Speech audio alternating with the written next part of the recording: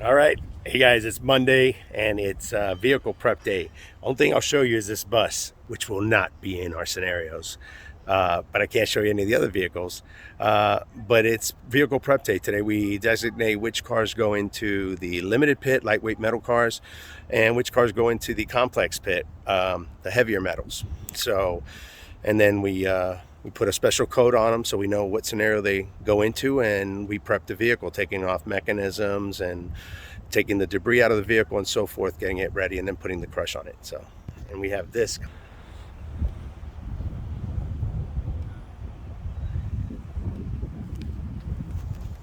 No es bueno. All right, we're here with retired Chief Brian Anderson, my old 40-hour vehicle extrication class instructor for many of us here in Florida back in the early 90s and throughout the 90s and 2000s. So, Chief, what do we got here? This is a piece of history here. All right, so we're at Palm Beach State College and we're in the museum area, and I'm showing Iggy the equipment that him and the rest of Coral Gables guys used in the vehicle extrication class 30 years ago. Now, I'm thinking that for some reason, equipment gets heavier as we get older. Now, I'm going to take over the camera, and Iggy, you go take a look at this thing. I will say I already attempted to lift it a minute ago. All right, so. Oh my goodness. I'm not even exaggerating. This is Model 32A spreaders. Chief, how much does this weigh? 78. 78 pounds, guys. Wow. This was usually a two-person operation, right, Chief?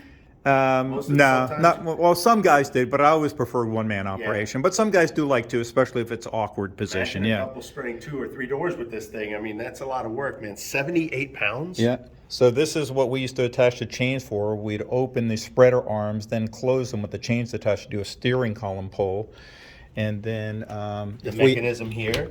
This was the mechanism for it. Man, this thing is heavy. 78 pounds. This is how you work the mechanism here. Close and open. Yeah. Wow. And then if we had to cut something, we have these cutters down here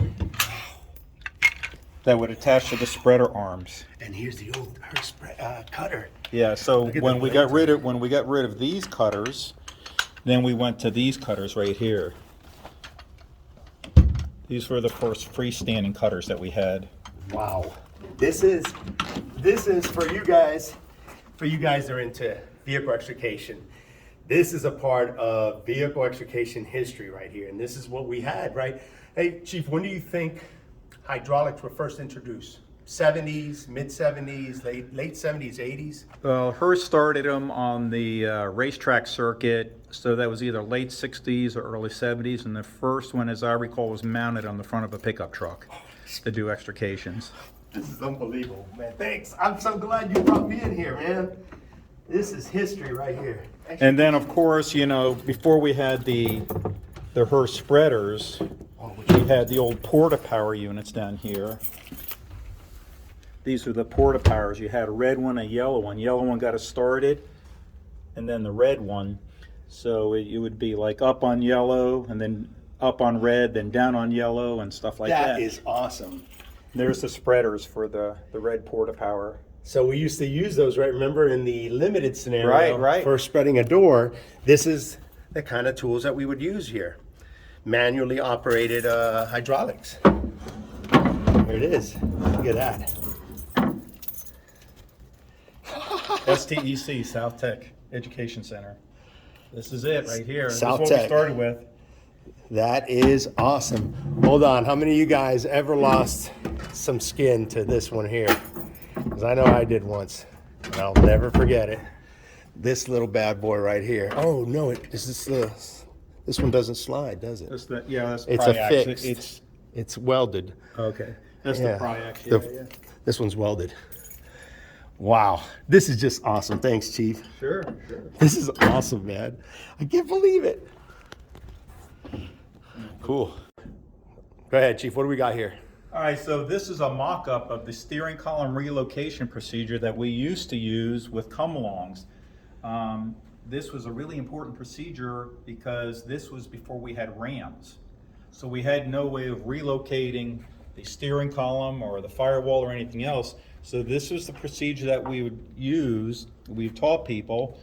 Slider crib set up here, hook the come along up here, and the other anchor point for the come along was up in the front of the car, and we pulled the steering column forward. Awesome. And the theory was always, you taught us, I remember, wrap low, pull high. Right. And that would displace it. So we would anchor down here low, and then pulling high, we'd pull up here and get it up a little bit so we get a little bit of angle on the thing and come up a little bit easier. Yeah, so that's what we had to do before we had rams. That's awesome, man. Thanks, Chief. Sure. You taking a picture? I got to get you working, man. This is like, we got the Chief, the guru of extrication in here, vacuuming our vehicles. Nice job, Chief. Almost done for the day.